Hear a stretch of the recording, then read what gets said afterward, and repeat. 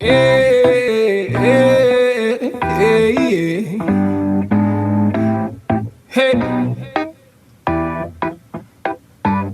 Hey, hey, hey, hey, hey, hey, hey. Black excellence, black beauty, and black pride. Black power from all diasporas coincide. Progressive truth and regression eventually collide. May the beauty of the people no longer be set aside. May the black queen's grace continually mesmerize the millions who couldn't see it when looking into her eyes. And the black man's plight no longer be the disguise. Oppression, emasculation, they wanna castricize him. Take him away from the black queen, put him inside prison for slave labor, he institutionalized. Wondering on the outside, is she willing to ride? Is she willing to ride? Is she willing to fight for the love, even despite the fact that he doing time? Love that conquers all will never fade with time. If she don't choose the love that appreciates every life, his flame might get dim and he may eventually. And we are live. We are live right here at the Urban Impact Show, and I'm super excited to be here. We're talking about Black Minds Matter right here. Real quick, so I want to read you some stuff. I'm one of your hosts, Rob Johnson. We're going to figure it out. So let me go ahead on and show you guys here real quick. 13.4% of the U.S. population identifies as Black or African American. Of those 13.4%, over 16% reported having a mental illness in the past year. Just to bring that into perspective, that's over 7 million people, more than the populations of Chicago, Houston, and Philadelphia combined. Also, Black and African American people living below the poverty are twice as likely to report serious psychological distress than those living over 2 times the poverty level. Black households have this belief or related stigma that psychological openness or help to seek in these moments of trauma, which turns to affect their coping behaviors, is actually something that they should not do. The participants in the study on the ManhattanNational.org talking about Black mental health, the participants in this study were not very open to acknowledging psychological problems, but they were somewhat open to seeking mental health services. There's one more thing that I want to point out, and that's Black and African American people, especially Black men, make up 40% of the prison population. That's according to a number in 2016. The imprisonment rate for Black men is 2,400 per every 100,000. That is 6 times greater than our white counterpart, which is only 400 per 100,000.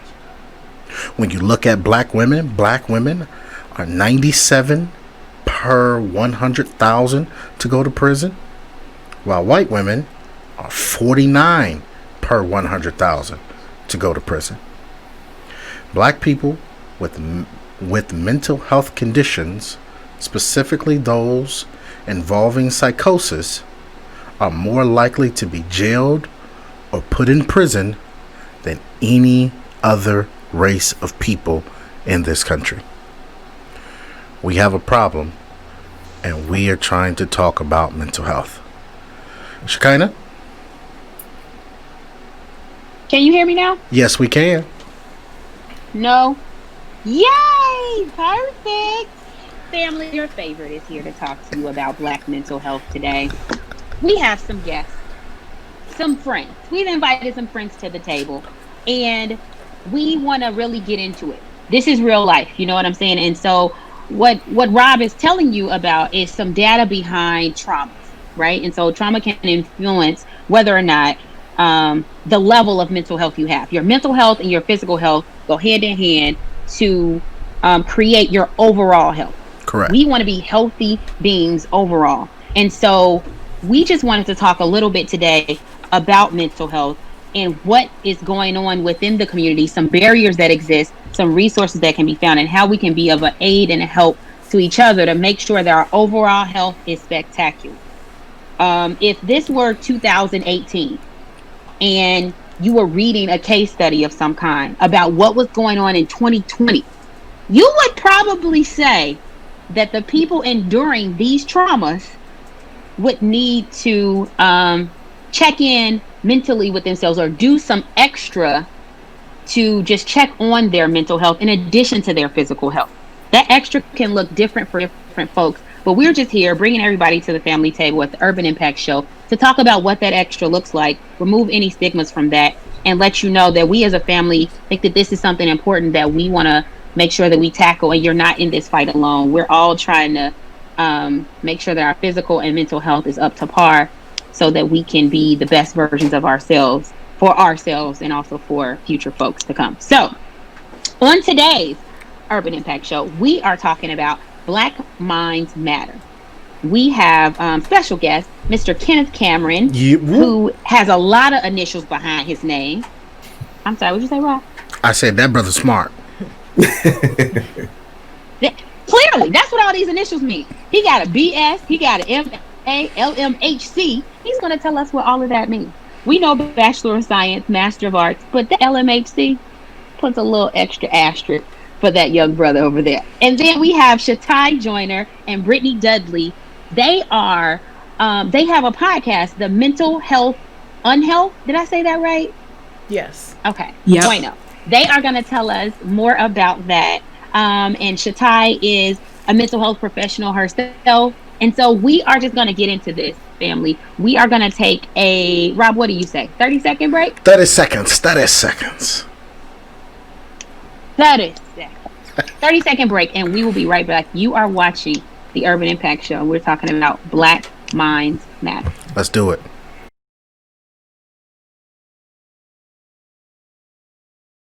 And we are back. If that wasn't 30 seconds, it's Shekinah's fault. Just want to be clear on that. So Shekinah, let's go through. Let's have each one introduce themselves, and then we'll throw the first question to you. How about that? Sounds good? Absolutely. All right. Well, let's start with who we got in the studio. Miss Brittani, if you would introduce yourself, we'll throw it to Miss Shatai, and then Elder Cameron, will you come on in? All right. Thanks, Rob. I'm Brittani Dudley.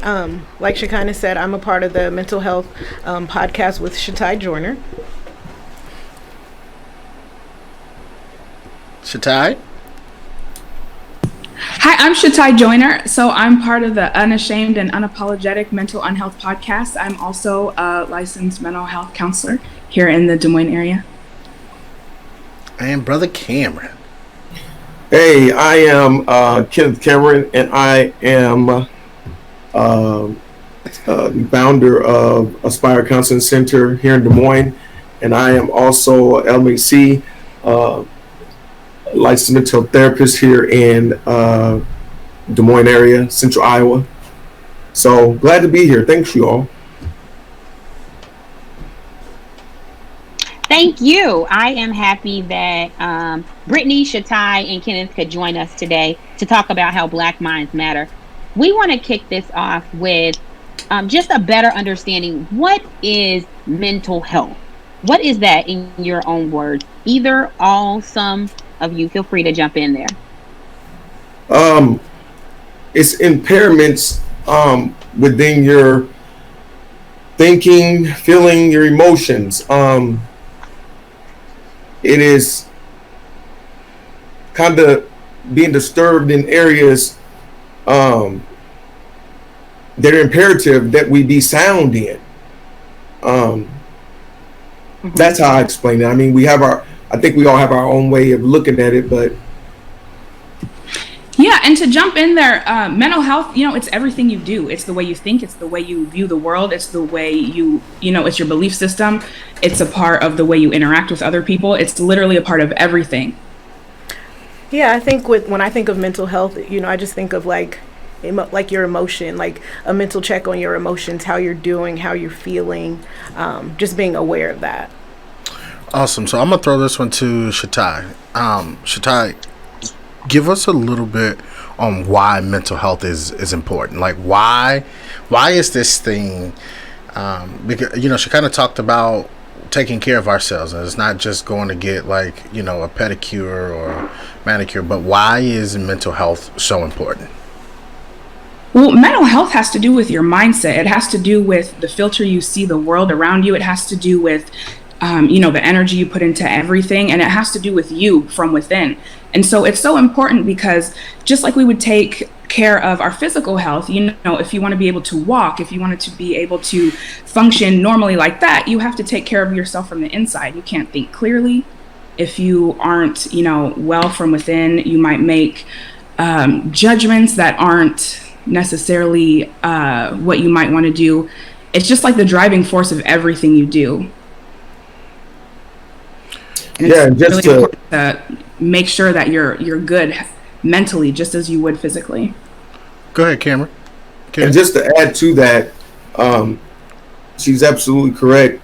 But I think where we oftentimes get it twisted is we focus on one area more than the other, which when I say that, I mean we focus on the physical more than we do the mental. And if you would get the mental side right, the physical would fall in place. Yeah. I mean, I think we could help a lot of doctors out and make their job a lot easier.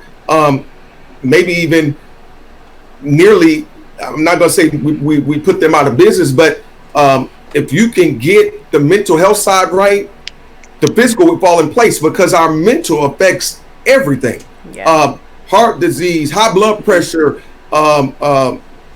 diabetes, you just name it. It affects everything. So I would really, and that's why we fought so long for mental health parity, because if we can get those laws, mental health will have the same laws and standards as physical health. It's important that we get that passed. And Iowa, of course, lags behind in those areas. Something like 49 in our nation. That's ludicrous. Iowa and its legislature should be ashamed of themselves because there's no reason why we should be 49. But if we can get these mental health things under control, physical would fall in place. That's why it's important. I agree. And I think it goes less I know treated. that's right. It goes less treated than, a lot of other things, which to me is sad. Like it should come first. Like Mr. Cameron said, it should be something that's thought about and treated first. That way everything would follow that as far as your health. Absolutely. And to chime in with that, in the Black community, in the African American community, we pay attention to the physical. We'll go to the doctor if we don't feel right, but the stress and some of those mental issues can be addressed other routes before it ever gets to those physical symptoms. And that's what I think we need to bring awareness to, because like Mr. Cameron said, so much of that mental health really follows through with how you feel physically. And I don't think as many people are aware of that or even know that the two go hand in hand so much. It goes so deep because I feel like when you can't see it, you feel like it's not there. If I can't see them limping, if I can't see them grabbing their chest, if I can't see them that they have a slur in their speaking because they've had a stroke, if I can't see something, it's not there. We don't realize how many people put on a game face every day just to make it. And that alone is dangerous because you're suppressing. We get into this. This goes so deep. That's suppressing. But the fact of the matter is people have to put on this make-believe and this mask every day just to be able to get up out the bed, and they're smiling and they're walking around like everything's okay. But that's where we get it twisted, because with the physical, a lot of times you can see it, you can see the impairments, but when it comes to mental, just because you can't see it, we feel that it's not there. So yeah, this thing goes really deep, but we'll keep it there. Shekinah? I think that's really good. I wanted to go deeper into just a little bit. If you could just give us the name of that legislation again, Cameron, that you were talking about, that we're looking to make some progress with in our state for better support of mental health, but to package this better for our viewing audience, I wanted to make it abundantly clear, right? So we're talking about mental health and how that accompanies your physical health, and you're responsible for your overall health. Our overall topic today is Black Minds Matter. The reason that we specifically segmented out Black minds is because there is data that supports systemic racism and how that has impacted individuals, and that impact on people, sometimes knowingly or unknowingly. If you've been involved in situations before that were abuse, or you just weren't treated fairly, sometimes you begin to think that that abuse or that unfair treatment is normal or is okay, and you operate within life like this. I'm not a licensed professional, just a friend and a co-host, so listen to the professionals on the line. But I'm saying these things happen, right? And this is how you operate through life. And so there's data that supports under-resourced communities, specifically Black community, alongside mental health preparedness and lack of resources, and not necessarily being represented as well as counterparts, to go and see a professional to just talk through challenges that we may be experiencing. And some of those reasons or excuses, or however you would like to discuss them, are cited as not wanting to feel inferior or a stigma around mental health, which is why we wanted to bring it to the Urban Impact Show today to talk about why Black minds matter. And this should be a topic that you discuss with your friends, especially given what's going on with COVID. We have record layoffs. We clearly have racial issues that have come to a head in this country. We have minimum distractions. We're fighting about whether the kids go to school every day, half the day, part the day, 2 days out of the week. We have change. Change is difficult for some folks. And that's the additions of what's already been in place. The additions of systemic racism and how that's been impacting communities of colors. On top of redlining, on top of people not being able to get jobs, on top of all the injustices that have been going on. Black folks representing 40% of the homeless population, 50% of the prison population. This impacts us on a regular basis. And so we're talking about why Black minds matter. So Kenneth Cameron, can you give us can you mention specifically what that legislation is called? I don't know if that's in the bill form now or just more information. I'm not very familiar with that. I'm the one that takes notes. Robert doesn't ever take notes. Take notes, Rob. Take notes. First of all, Kenneth, you know me already. So what I was speaking in regards to was mental health parity law. Mental health parity law speaks in regards to equal conditions and treatment for mental health, just as well as we have for physical health. And a lot of times, like I stated before, mental health is kind of put on the back burner, and it isn't looked at as an equal to physical health. Their physical health has all kinds of different laws and things, and what we're advocating for is mental health parity law, which makes the mental health conditions the same as physical health. Now, many states have it. It's just a few that don't have the full mental health parity, and Iowa happens to be one of them. Now, when I was on the Iowa Mental Health Council Association board and I was the head of government relations, we got a lot of stuff done. I'm not going to toot my own horn, because I believe the reason that we got it done as well as we did without as much pushback was because it was an election year. Now, I will also say another reason that we got it a lot of things passed was because it started to hit home with a lot of these lawmakers and a lot of these legislatures. I had one come to me and says, "It's funny that we're talking about this today." He said, "Because I just had to admit my son over the weekend for schizophrenia, and he had a complete mental health a breakdown, and I had to admit him, and this lawmaker was in tears talking to me, and I just, I embraced him. I gave my sympathy and all, but I said, this is exactly why we need mental health parity laws and things to pass, for the simple fact, for so long we've been reactive instead of proactive. Let's get ahead of this thing. Why are we crying right here today and things like you should have been able to get your son the help that he needed without it coming down to this. And so a lot of the reasons why individuals can't get the help that they need is like I stated before, We don't have the same mental health doesn't have the same rights and conditions and equality as physical health, but it's equally important, if not more. Yeah. So that's where these mental health parity laws come into place. Now, we were able to get a lot of things passed, like I said, but after we got it passed, it was restrictive. For instance, telehealth. We fought for that, and we shouldn't even have to fight. We shouldn't have to fight for any of this. We should speak it. It should be done. But we find ourselves fighting for these things. And so telehealth, we got it passed. But then after we got it passed, it was very restrictive. Like, oh, they have to go to a center and they have to be in this room and they have to set up the computer. No, why? You should be able to do telehealth at home, just like you do at the doctor's office. You do it right at home, you know? And so it was a lot of that stuff.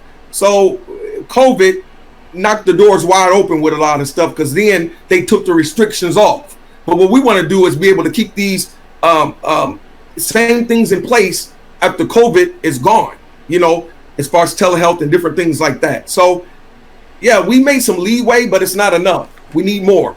So mental health parity speaks in regards to the same laws for mental as we have for physical. Yeah, for sure. Hey, thank you so much for the work you're doing. So I want to hear definitely more about Shatai and Brittani's podcast, because first of all, huge shout out to these black women for what they're doing and what they're bringing to the forefront. So we're going to take a 60-second break, and when we come back, I'm going to throw it to them so that they can kind of educate us on what they're talking about on their podcast, and I definitely want to hear more from them. So we'll be right back in 60 seconds. You're watching the Urban Impact Show. I'm one of your hosts, Rob Johnson.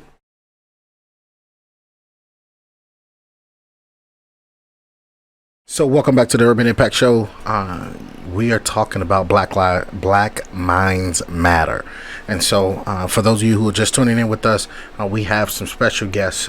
Shekinah and I have some special guests with us. We have Miss Shatai, who is a licensed mental health therapist, and we also have Miss Brittani, and they are on a podcast that so I don't even know how I got to the podcast. But probably sharing it. But I think that's probably it. But we also have another licensed mental health therapist, brother Kenneth Cameron, in the building. So what we want to do real quick is we want to throw it to Miss Shatai, and because she started this whole podcast, and I love how she's like, "Look, Rob, I'm unashamed, unapologetic, and I'm black. I'm just gonna do this thing. We gonna make it happen." First of all, I love her shirt. It's okay not to be okay. Huge shout out for that. And so she was like, "Yo, what are we wearing?" I said, "Look, I'm wearing this Black Mental Health Matters t-shirt." She was like, "Oh, I got the perfect one." So let's throw it to her real quick, and then we're gonna throw it to Brittani. But I want to hear more about why did you start this? Because obviously this is something that's important to you. Yeah, well, thanks, Rob. So I love podcasts myself. I listen to them all the time. And I've also worked in various job settings in mental health with children, with adults, in the community, in the office setting. And one thing that I noticed was always the common denominator with everyone I worked with was shame. Shame about the things that they've been through, shame about the things that have happened to them that contributed to their mental health. And just thinking that they're alone in their experiences, when in fact, you read the stats at the beginning of the show. So many people have gone through similar things, and they're not alone, and they don't need to be ashamed about what they've been through. So I wanted to create a platform for people to just come and sit very casually and just kind of share their story and share their experiences, and just not be ashamed of it. Britt, what made you join it? So obviously, me and Shatai are close friends, and just listening to a lot of the interviews, and I listen to podcasts myself also. And so one day, I had never even got the idea of even coming on the show, or I didn't think myself like I had a story to tell or anything like that. But we were having conversation. She's like, "Why don't we just, have an episode and record this. And so I think we had an episode, and it was right when the pandemic started, so we were very like really vocal on it, and so we're like, why don't we just record this conversation and, you know, put it out there. And we actually did good. And I'm naturally an introvert, so like wanting to be in front of, you know, a camera or even an audio is not something that I want to do, but then after that interview I had so much fun, and doing it with her, it was fun, so we're like, let's do this again. So we did another episode, and that went really well. And then so we just had a conversation of, why don't, you know, you come and co-host. And, you know, she did interviews just like with one person, you know, before, and didn't like have her own topic. She's like, why don't you just co-host, and we have topics that we do, and then we'll interview, you know, somebody. And it kind of started from there. And each episode, I think, is always based on like an idea we have, or a conversation that we've had, and we're like, why don't we talk about this and record it? And so it just kind of went from there. Yeah, we'll literally have conversations like individually and say, hey, you know what, this is great. We just talked for an hour on the phone about this. Let's we need record to talk about this on the podcast. Yeah, let's record this. Yeah. I listened to a couple of them in preparation for the show. I hadn't heard of the podcast before, but I think that it's very important to talk about those kind of things, and the people that you see talking about them can help remove some of the stigmas that we have, if we're honest, within the community about mental health and addressing any challenges that we have. Can you both talk a little bit about what you've seen or encountered, maybe personally, as far as stigmas with mental health? Maybe people feeling as if their faith and their mental health have to be separate. Those things can't be complementary. In my humble opinion, I think they can be. Or talking about people comparing themselves to things that they see on social media. I have done that before and taken breaks. I think that's needed. Or, you know, I don't want to speak for you two. You know, you do your thing. Do your thing. So Shatai, you can jump out there and I'll follow her lead. Well, yeah. So with that, I'll start with the social media piece. We live in a crazy world where, you know, we're addicted to our phones. We're addicted to media. It didn't happen if you didn't post it. And so I think as a society, we compare ourselves to what we see on social media, which we all know is not valid. It's not real. It's whatever they want you to perceive them as.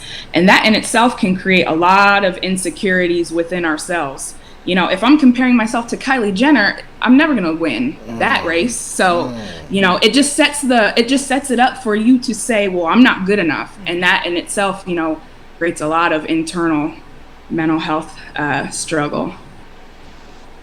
Yeah. And I think for me, you know, it's this, like, to piggyback off what she said, you know, trying to hold ourselves to what people are perceived on social media, you know, that's going to create stress and anxiety. You know, example for myself, I just had a baby. So if I'm looking on social media and I'm looking at people who, you know, got their body done, or, you know, like Kylie Jenner, she's 21, that's going to create like insecurities within yourself. It's going to create anxiety, you know, for yourself of trying to be, you know, perfect or having to be perfect, and it's not real, you know. And so I think, like, when I talk to a lot of people, even that listen to the show, one of the biggest things they say is that we're relatable. So when you have someone that's relatable, you know, you're going to be more apt to want to share your, you know, your thoughts or your ideas on things that are going on, or ask more questions. You know, some people that we get that come on the show, you know, after telling their stories, we'll get people saying like, oh, that made me, you know, think about doing things this way, or, you know, that made me kind of think about something that I'm doing, you know, this way. So I think our podcast, a lot of times, is because it's so relatable,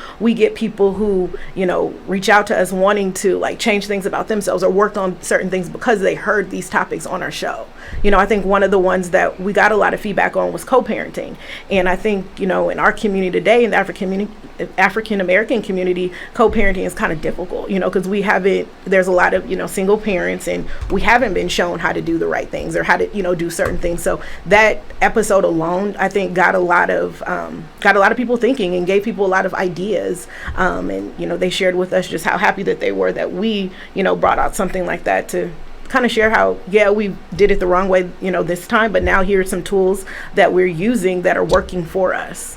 So, you know, I want to go deeper here, y'all, because I feel like mental health encompasses a lot, right? And there's so much that we could be talking about. We could be talking about grief, anxiety, depression, insecurities. There's so much that we could be talking about. This morning we were talking about just grief. We are in a place right now in our society where we are all collectively grieving on something, right? When people watch the video of our good dear brother George Floyd, people grieved, right? And whatever place you find yourself in right now, you still could be grieving and not even know that you're grieving. So, Ken, I want to throw it to you real quick. Can you explain to us just a little bit about how deep does this really go? Because I feel like right now we on the surface, but we got to deep dive into this thing, and then we can come back up for air a little bit later. But let's go a little bit deeper in this, because depression is real. Somebody that is looking to commit suicide is real. Lives are on the line.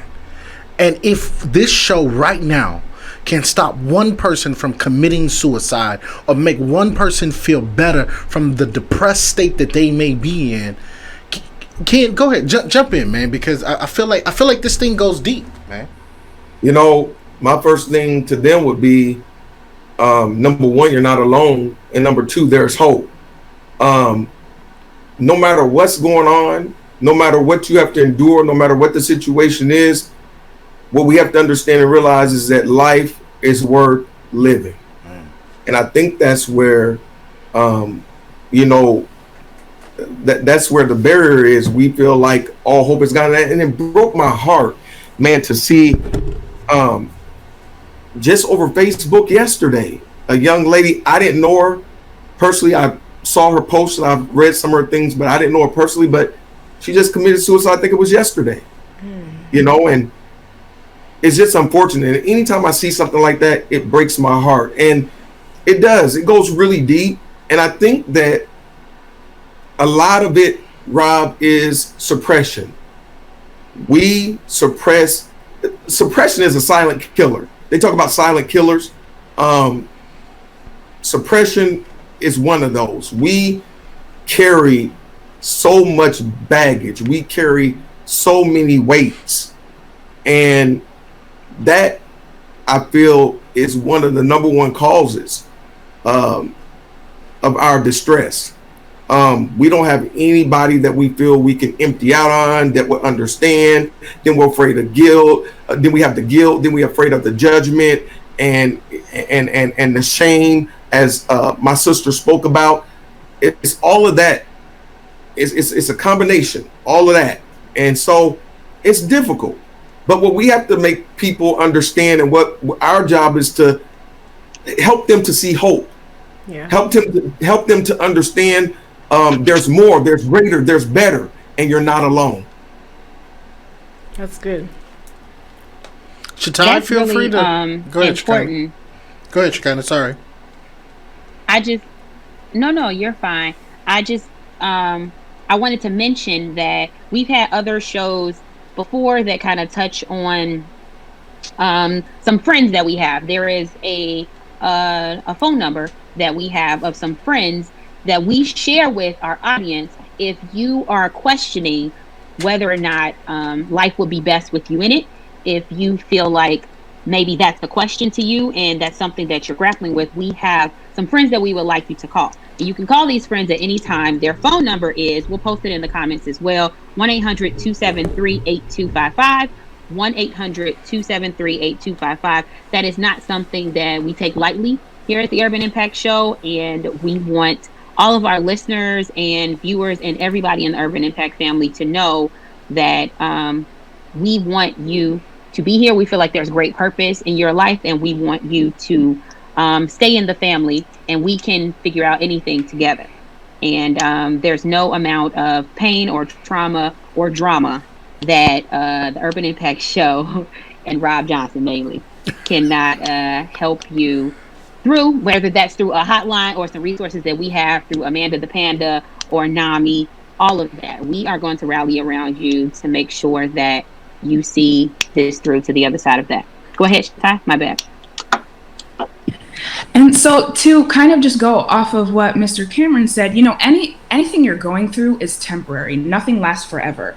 And we have to, especially as the African American community, we have to break that stigma. We have to rewire ourselves to, from that ideology of, don't let people in my business. I should be strong enough to handle whatever I got going on without asking for help. That's toxic. That's detrimental to us as a community. That might be something that, as a people, we might have learned through systematic oppression and just, our history, how we got here. But also we need to change that, because it is okay to ask for help and it's necessary to ask for help. We weren't put on this earth to do everything by ourselves, and we have this ideology that as Black people that we need to always be strong and always take care of business without asking for help or you're weak. And it's quite the opposite. And so, hopefully with this platform and this conversation, it can open the door for more conversations of, oh, you go through that too, or it's not just me, or I'm not crazy. Exactly. And being able to talk to somebody and get the help you need, whether that means therapy, whether that means medication, there's no shame in any of that. Whether it means just coming together in a support group with not even necessarily professional therapists, but there are support groups where, like people who have been through similar situations, like you mentioned Amanda the Panda for grief, for example, where you can just talk to people who've been through similar things as you. Yeah, and I think, too, if you have people reaching out to you or coming to you, like, to listen and to, don't close them out, or don't think like, oh, maybe they're just, always, complaining, or they're always being negative. Be open and honest, with them, but don't close them out, or don't, kind of be negative to them if someone's trying to reach out to you saying, I have an issue, I have a problem. Yeah. Don't be judgmental, because sometimes as friends, we can be judgmental and kind of shut people out. Or sometimes as friends too, we want to, like, I know it all, I have all the answers, so make sure you're very sensitive, I would say, to what people are going through and what people are saying. If people are coming to you, because that's our task, to help in any way that we can. Absolutely. So so we've reached a point in our show, Shekinah. You first of all, huge shout out to you, because you and I talk about this mental health thing all the time. Yeah. Like this is a conversation, because for those of you who don't know, Shekinah and I have been friends for 15 years. I don't even know how long, but it's been that long, right? This is like big sis, and you have to have these conversations with your people. Your friends care about you when they're calling you.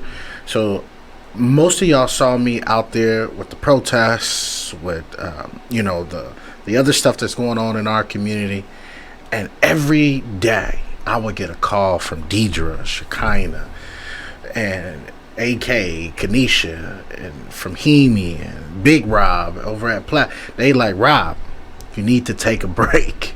You need to sit down. And Kayla be in my ear every day. Kayla be like, hey, look, bruh, like, we can schedule this conference call for a later time. We can schedule this meeting for a later time.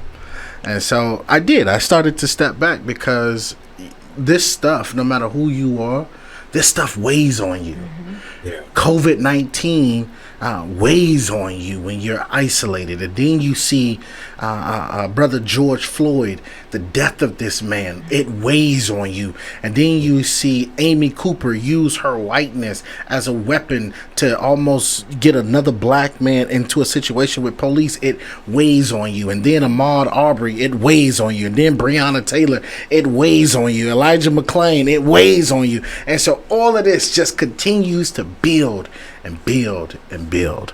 I'm going to toss it to you, Shekinah. That's so real. And I'm very happy that my friend chose to listen some of the time when I've asked him to take breaks. God bless you, Kayla. I appreciate you joining the team and backing me up, girlfriend. I think that Shatai really hit it on the head when she was talking about stigmas within the community, or feeling like you have to be strong, or that mental health is a weakness. It's sincerely not, especially the narrative going on with Black women. I can only speak to that because that's what I am. I've never experienced anything else. and your friendship circle. There was like a meme a while ago that if you find any strong Black woman, there's like a bomb group chat behind her. That's real life.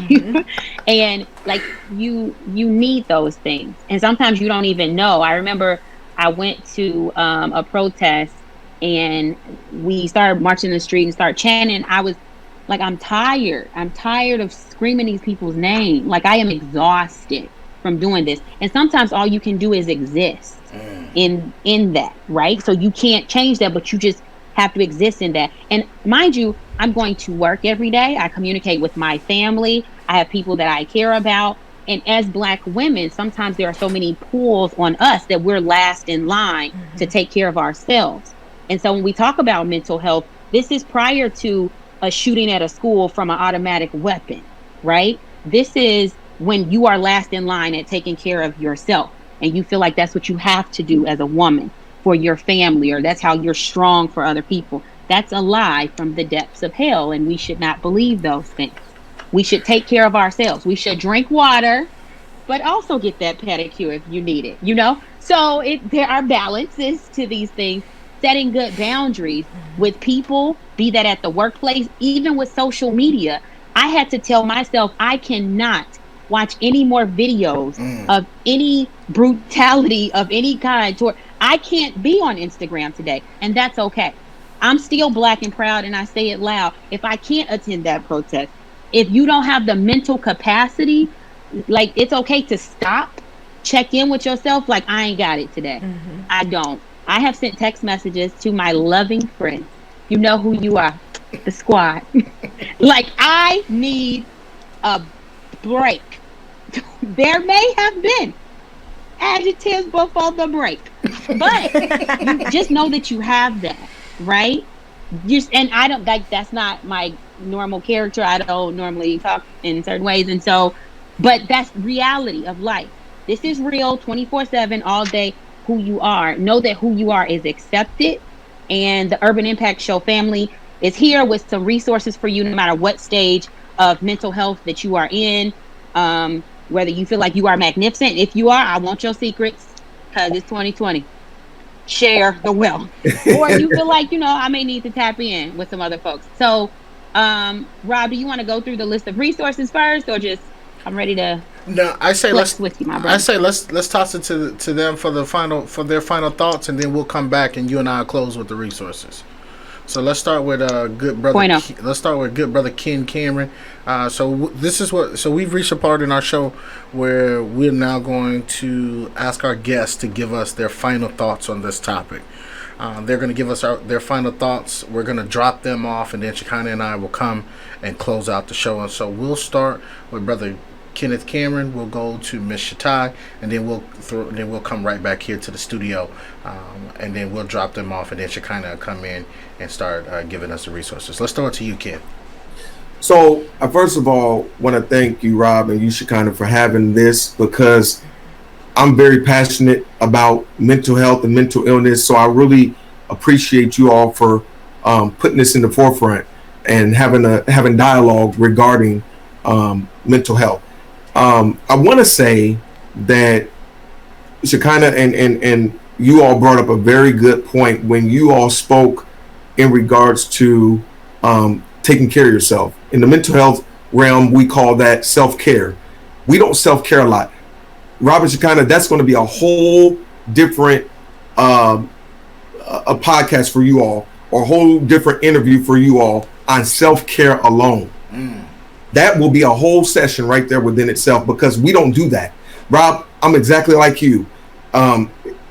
Go until when this pandemic hit, the George Floyd situation hit, Armand Arbery situation hit, Breonna Taylor situation hit, and I went to work and I sat out in my car for almost an hour, and I had to call my administrator, my secretary, and say, cancel everything for me. I couldn't even go into my office. Wow. And because we take on so much. And that's another thing. If anybody ever sees a therapy that don't have therapy, don't see them. Because we need to have therapy. I don't care if it's sitting down with another therapist over dinner and discussing our issues and what's going on with us. That's therapy too. So a therapist that don't have therapy, don't even go see him. That's just a little thing I throw out there. But self-care. And the last thing I want to say in my closing is this. We hear so many stigmas in regards to mental health. It's weakness. You're crazy, which is another thing. We need to throw that word completely out. You're weak, you're crazy, this, that. What I want people to understand is that when you seek out for help, for professional mental health, for professional help from a mental health practitioner, that is a sign of strength. That is a complete sign of strength. It shows that you are aware, that you acknowledge, that you're willing to do whatever needs to be done to help rectify the feelings and the emotions and the things that you are enduring and that you're experiencing. It's not the ones that come to therapy that we worry about. It's the ones that need it. Therapy, when they come to therapy, that is a sign of strength. Don't ever anymore from this day forward get it twisted. You're not weak. You're not crazy. You're none of that. You're strong. Yeah. Shatai?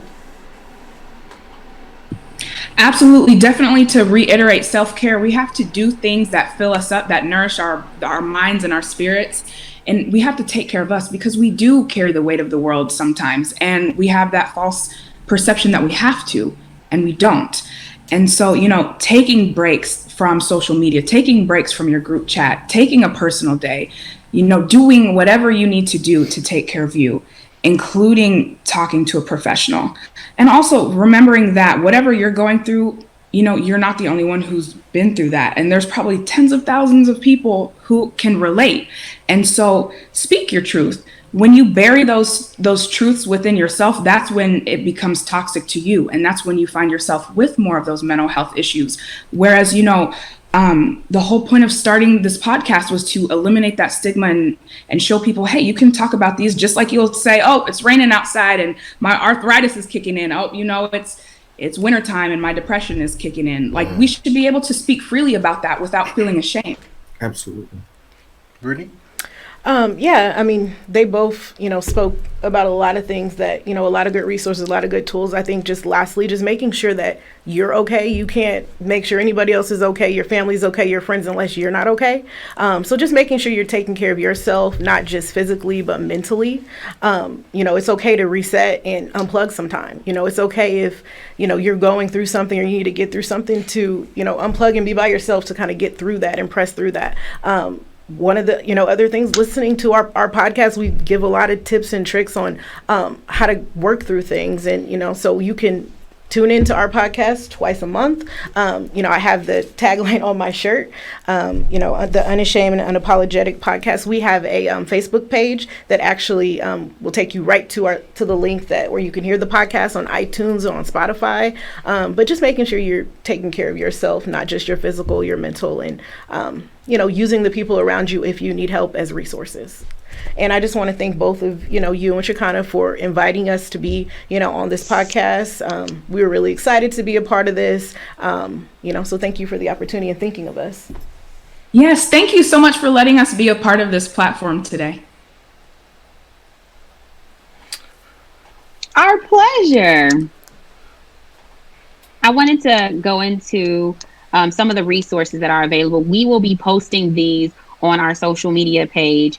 So in addition to the Unashamed and Unapologetic, the Mental Health Unhealth podcast that you can catch on iTunes, they have a social media page as well. So you can get information from them there with a direct link to their iTunes site of their podcast with archived episodes.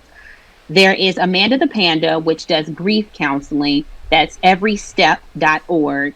Psychology Today, if you are looking for a therapist, if you have thoughts about maybe you want to talk to somebody else about the things that are going on in your life, that's simply what it is, just talking to somebody else about those things and being open to their thought process about changes needed to move forward. Psychology Today is where I started my search. Or you can contact any of the mental health professionals that we have on the show here today, Shatai or Kenneth Cameron. NAMI, National Alliance of Mental Illness, has resources from youth all the way up to mature people that we have available to us. There's a Black Emotional and Mental Health Collective, which is a nationwide organization. If you're looking for something You feel like Des Moines is kind of small, or where you live is kind of small, and the people are going to know you. You want a little more anonymousness. Sure, we have a national organization for you. And lastly, friends that are most dear and near to our hearts that we are thinking of during this process. If you question whether or not life is worth being here, we want you to know that, woohoo! I get it. I get it. I get it.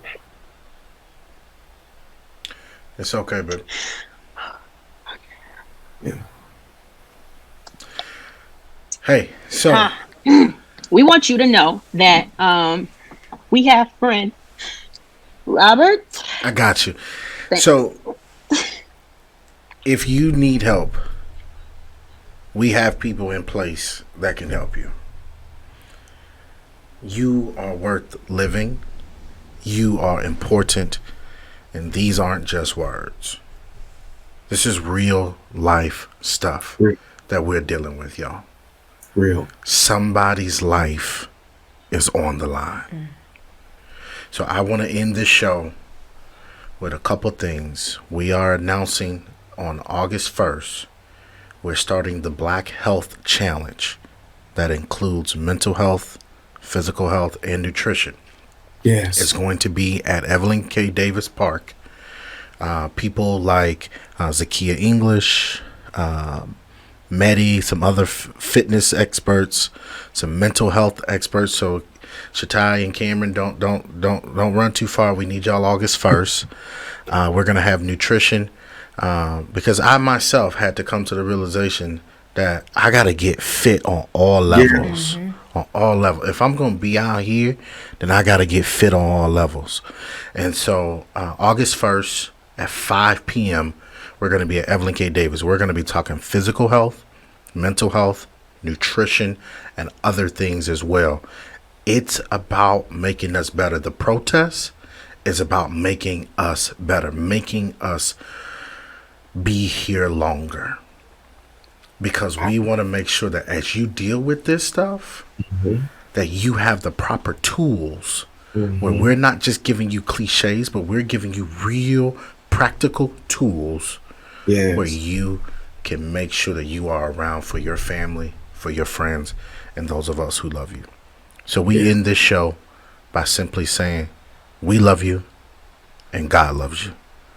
God bless, community. Stay strong.